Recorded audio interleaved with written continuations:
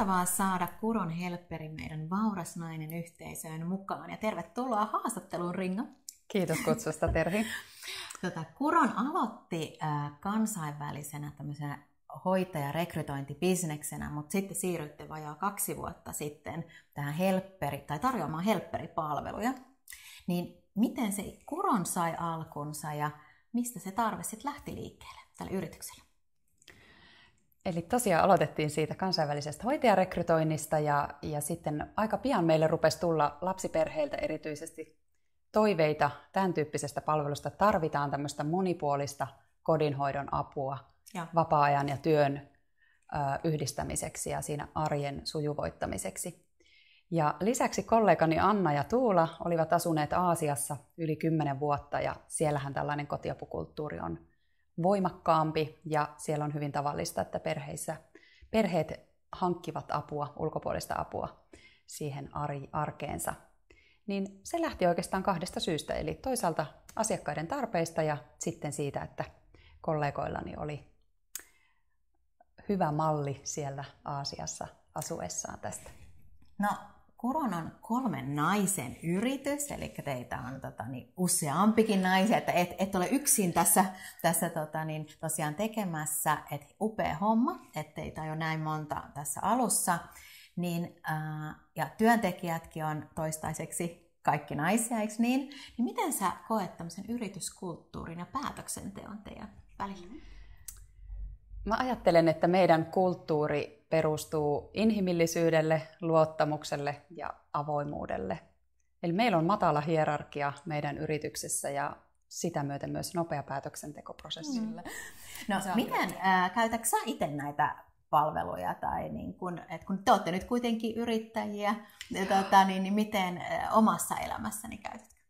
Kyllä, me ehdottomasti käytetään näitä helpperipalveluja myös siihen, että me voidaan keskittyä siihen oman liiketoimintaan ja yrityksen edistämiseksi, niin meillä käy helpperit minun ja kollegoideni luona myös siivoamassa, hoitamassa lapsia, tekemässä ruokaa ja auttamassa erilaisissa arjen avuissa. No niin, mahtavaa. Syötte siis omia lääkkeitänne. Kyllä. Tässä tapauksessa suutarin lapsilla on kenkiä. Niin, kyllä. No, sä oot ollut sote-alalla ja työskennellyt hyvin erilaisissa tehtävissä lastensuojelussa ja vanhustenhoidossa kuin näiden ihan lapsiperheidenkin. Niin miten sä pystyt käyttämään tätä sun taustaa nyt sitten tässä yrittäjyydessä ja siinä ylipäätänsä siinä liiketoiminnassa, mitä te tarjoatte? Joo, mä olen vastannut esimerkiksi senioripuolella kotihoidon palveluista ja lisäksi ollut kehittämässä tämmöistä lastenhoitajapalveluitakin vuosia sitten, niin voisi sanoa, että tunnen hyvin asiakkaiden tarpeet ja näin ollen myöskin sitten koen, että voin antaa tähän liiketoiminnan kehittämiseen jotain. Rekrytoitte työntekijöistä niin Suomesta kuin Aasiasta ja erityisesti sitten Singaporesta, niin onko teillä tullut vastaan tämmöisiä väärinkäsityksiä ja ennakkoluuloja ja mitä siihen voisi liittyä? On tullut vastaan ennakkoluuloja, mitä tulee ulkomaalaisten rekrytointiin ylipäätään Suomeen. Eli esimerkiksi aika yleinen ennakkoluulo on se, että jos me rekrytoidaan ulkomailta työntekijä, niin hänellä ei olisi samanlaiset työnteko-oikeudet tai työntekijän oikeudet kuin suomalaisilla tai Suomesta rekrytoiduilla. Ja tämähän ei siis tietystikään pidä paikkaansa, vaan meidän työntekijät me noudatetaan TESiä heidän palkkauksessaan ja he ovat kaikki meillä vakituisessa työsuhteessa ja tämmöisiä kuukausipalkkalaisia työntekijöitä. Eli teidän helpperit saa palkan, vaikka joku asiakas nyt sitten ei syystä tai toisesta maksaisi sitä laskua tai tulisi sellaisia, että ei pysty ottamaan sitä käyntiä, niin te kuitenkin maksatte palkan sitten. Kyllä vain. Eli meidän helpperit on tosiaan kuukausipalkkalaisia vakituisessa työsuhteessa ja he saavat aina saman palkan joka kuukausi huolimatta sitten siitä, että tuleeko siellä vaikka peruutuksia käyntien osalta. Eli me kannetaan se riski sitten yrityksenä. Kyllä, ja teillä on tämä kuuluisa yrittäjän riski sitten tässä kohtaa kannettavana. No mitä käytännössä te ajattelette, että mikä on vastuullinen työnantaja koska siihen vastuullisuussanaan varmasti liitetään erilaisia niin kuin adjektiiveja liittyen, keneltä kysyy, niin mitä se teillä tarkoittaa? No vastuullisuus meillä työnantajana tarkoittaa esimerkiksi rekrytointitilanteessa sitä, että jos me rekrytoidaan ulkomailta, niin me varmistetaan koko ajan, että työntekijä tietää, minkälaisen työtehtävään hän on tulossa. Me kerrotaan palkkauksesta ja työehtosopimuksesta ja lainsäädännöstä ja Suomen kulttuurista ja avustetaan kaikessa siinä, että sen työntekijän tänne muuttaminen olisi mahdollisimman sujuvaa. Ja siinä vaiheessa sitten, kun työntekijä muuttaa tänne, me avustetaan asunnon järjestämisessä ja huolehditaan kaikin tavoin siitä, että hänen on helppo integroitua tähän meidän suomalaiseen kulttuuriin. No hei, nyt teillä on ollut yritys sen reilu 2 vuotta, juuri näitä helpperipalveluja, niin minkälaisia me asiakkaat nyt sitten ollaan, että mikä on, tai ketä on teidän tyypillisiä asiakkaita? Joo. Meidän tyypillisiä asiakkaita on lapsiperheet, muutoin tällaiset kiireiset työssäkäyvät, joiden lapset voi olla jo vähän isompia mahdollisesti. Ja sitten tämmöinen kasvava asiakasryhmä on ehdottomasti seniorit.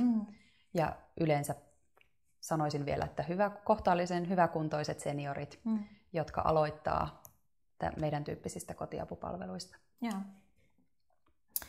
Eli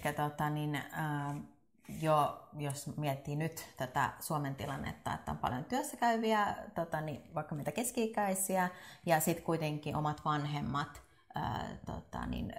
koko ajan ikää tulee niin tietenkin itsellekin, kyllä, mutta haluaisi, jos ei pääse heidän luokseen tai asuu kaukana tai näin, niin mekin voitaisiin ostaa sitten meidän omille vanhemmille vaikka helpperin apua. Kyllä. Onko se niin, että ostaako he itse vai ostaako keskikäiset ihmiset?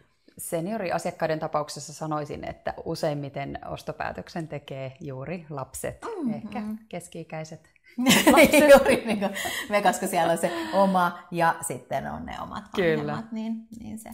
Eli monesti voisi ajatella, että niin kuin ei tarvitse itse ratketa niin kuin joka paikkaa, että siinäkin sitten mahdollisuus aina välillä käydä ja ostaa tämmöisiä niin palveluja sitten elämää helpottamaan. Juuri näin. Ja meillä on ihania asiakasesimerkkejä sellaisessa, että käydään sitten lapsilla ja vanhemmilla ja vielä isovanhemmilla, eli saatetaan käydä useammassa sukupolvessa. Kyllä. Saman perheen luona. No miten rakennetaan tämmöistä luottamusta sen asiakkaan ja sitten helpperin välillä, tai mitä te olette niin kuin kokenut, että siinä on ollut toimivia asioita? Kun puhutaan kotipalveluista ja siitä, että lapsi, perhe tai seniori tai kuka se asiakas onkaan, niin päästää jonkun niin sanotusti ulkopuolisen tai alkuun tuntemattoman henkilön kotiinsa, niin siinä korostuu kyllä tosi paljon tämmöiset luottamusta herättävät seikat. Niin, esimerkiksi me esitellään meidän työntekijät kaikki kasvojen kerran meidän nettisivuilla, kerrotaan lyhyesti heidän taustastaan. Ja totta kai me ollaan tehty taustatarkistukset heistä ennen esimerkiksi rekrytointitilannetta, että me voidaan varmistua siitä, että meillä on luotettavia hyviä työntekijöitä, mitä me tarjotaan. Tietysti luottamusta lisää myös jatkuva palautehankinta, eli me kysytään ja kerätään palautetta ja sen myötä sitten kehitetään toimintaamme. No, tämä palautteen kysyminen ja antaminen itse asiassa on hyvä kysymys, koska mulla itsellä on semmoinen fiilis, koska nyt sitten tulee se muistutus siitä palautekyselystä mun sähköpostiin, että me suomalaiset ei ehkä annettaisikaan niin paljon sitä palautetta, niin annetaanko teille? Kyllä sanoisin, että annetaan mukavasti palautetta ja usein tämä palvelu on vielä aika tämmöistä, tämä personoituu siihen työntekijään ja näin ollen sitten ehkä se palautteen antaminenkin on jotenkin luontevampaa. Mutta sen lisäksi me soitetaan me asiakkaille tämmöisiä, miten meillä menee, miten teillä menee puheluita ja yritetään mahdollisimman matalaksi asettaa se kynnys palautteen antamiseksi. Ja ollaan toisaalta itse aktiivisia myös sen suhteen, että me kysytään sitä palautetta. Ja varmaan kysytte myös sitten työntekijöiltä, että miten heillä menee ja Kyllä. miten menee, niin silloin niin tulee molemmista suunnista. Juuri näin. No viimeinen kysymys tässä haastattelussa, että mikä sulle on ollut henkilökohtaisesti palkitsevin hetki tässä yrittäjyydessä ja Kuron helpperin matkalla? Hyvä kysymys, ja tähän ei ole olemassa kuin yksi vastaus, että palkitsevinta on ehdottomasti aina asiakkaiden hyvät palautteet.